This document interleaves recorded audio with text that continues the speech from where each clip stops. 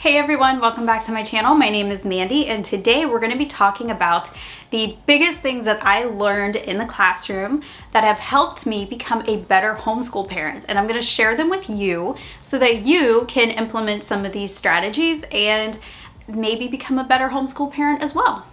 So before I get into the video, make sure that you hit the like and the subscribe button so you can get all the videos that I make about education and school related content.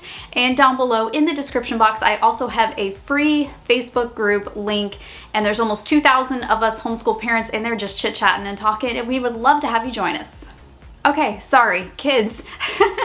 Okay, so let's talk about the things that I learned from teaching in a classroom. So quick background, I taught in the classroom for about 8 years before my husband got orders to Japan and we started a family, and it just wasn't really a good thing anymore for me to teach outside of the home. So I became a stay-at-home mom and then eventually a homeschool parent. So I'm gonna tell you some of these lessons that I learned and how I've really been shaped a little bit by them in the way that I do homeschool. And some of these things really helped me become a better homeschool parent. So number one, and this is such a big one, parents honestly don't believe that they are good enough to teach their kids. And this to me was kind of one of those things that made me feel less insecure because I knew it wasn't just me. Some days where I felt really inadequate, or that, you know, that piece of paper that I got from college really just didn't do anything for me. And let's really expand upon that just for a second here. Yes, I have a college degree. I taught in a classroom and it was part of that journey. However, that piece of paper has become pretty irrelevant when we're talking about homeschool and homeschool environment. But one of the biggest lessons that I learned is that all parents feel this way. And that's one of the biggest reasons why parents don't homeschool, is because there is a fear wrapped around homeschooling. And that the biggest fear of that is that they're just not good enough. Know that if you are nervous going into homeschooling, everybody is. I have not met one person or even spoken to one person online or offline that homeschooling doesn't scare at the very beginning. It scares all of us. It scared me. I had to do a trial run before we actually started homeschooling because I was so nervous about it. So one of the biggest things I have learned is that all parents feel inadequate. One thing I have learned about kids is that they love to learn. However, not all teachers know how to teach for that specific child for them to love learning. So sometimes this takes a little trial and error. It did in my house, big time. I think we really struggled the first couple of years homeschooling because I wasn't sure how to get my oldest child less apprehensive about school. So my oldest child, he's now 14, but when we first started school, probably those first couple of years, he really disliked school. I took him out of public school at 3rd grade, and he already had 4 years of public school instruction at that time, and he disliked school. He had a negative attitude toward school, toward learning, toward reading, toward everything. He just wanted it to be done as soon as humanly possible and wanted nothing else to deal with it. So what was I supposed to do as a parent? And I really thought about this. I had to study my child, just like I would study the learning styles of my students. I had to study his learning style. I had to learn about the things that he liked, and I had to learn what it was that got him excited and happy and ready to learn. And after a little bit of trial and error with this, we were able to make that work. So if you have some kids who just dislike learning and you're really nervous about schooling them, try that. Really study them, learn their likes and their dislikes, and try even maybe doing a unit study that is something that they like. So for example, my oldest was in this phase for like 1.5 years, and he still really does like it, but he was really into war history.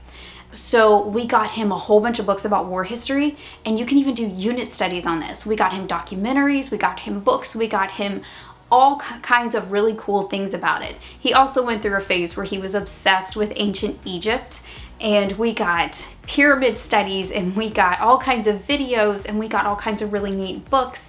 There's so many things that you can do to keep your child interested. So try some of these methods if you have a reluctant learner. Another thing that I have learned is that the atmosphere and the environment can have a huge impact on your children. Now, what do I mean when I say that? I mean the space in where they learn and the general feel or vibe that's going on are two really big things that impact your child. So I do a couple of things that kind of help set the mood, if you will, for school. One, I make sure the lighting is good. Lighting is huge when we're talking about kids sometimes. Another thing, I don't have really bright colors on my walls. I know that sounds so silly, but a lot of times when we're talking about schools, we were always discouraged to have very brightly painted walls. And actually some schools I worked at, we were not allowed to have those paint colors. There were actually certain paint colors that they wanted us to have that were pre-approved for our classroom. And the reason why is that it actually does things to your brain and to the students' brains when they are surrounded by a certain color.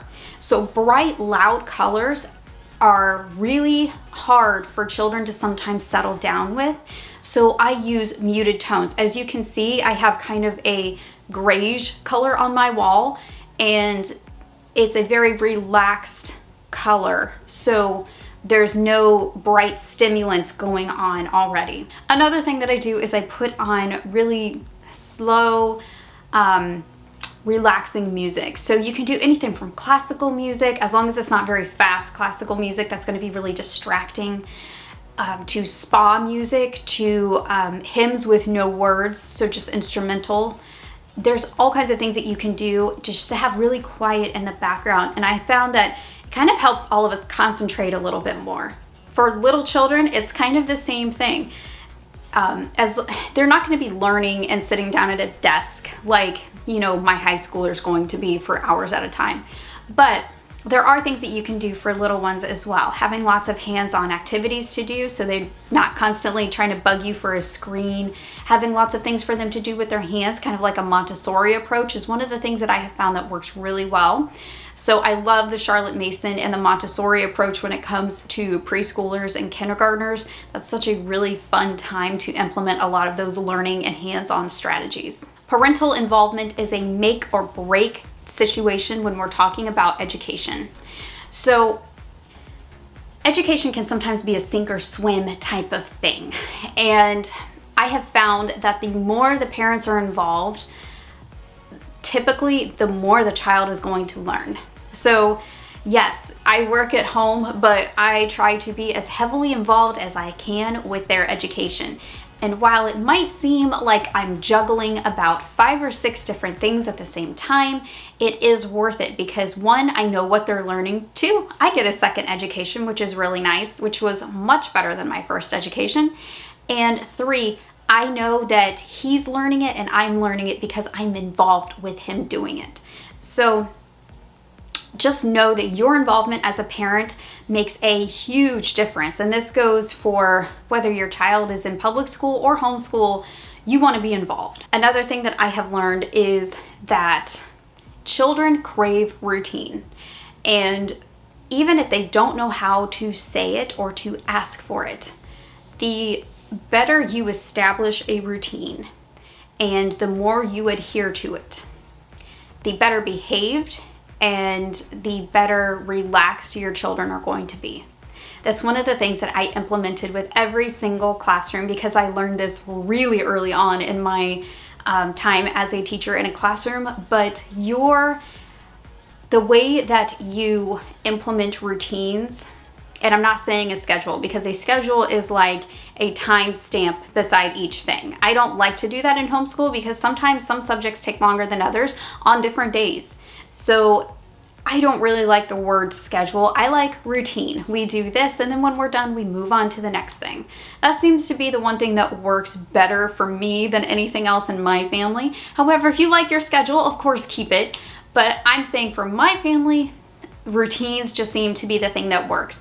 We wake up, we do this, then we do this, and then we do this, and that seems to work out great for us. And the thing is children, a lot of times they feel safe and they feel like they know what's coming next. So it reduces anxiety, it reduces stress, and it helps them become better prepared to learn and to be ready for school. So a lot of times, a lot of behavior issues are solved with a routine. Now, this will take several weeks to get into, especially if you're just starting to implement some type of new routine, but it is one of those things that I highly recommend, especially for new homeschoolers. All right, I hope that this video was helpful. Those are my top tips that I have learned from the classroom to take into my homeschool world. And hopefully you guys learned something that you can implement in your homeschool space as well.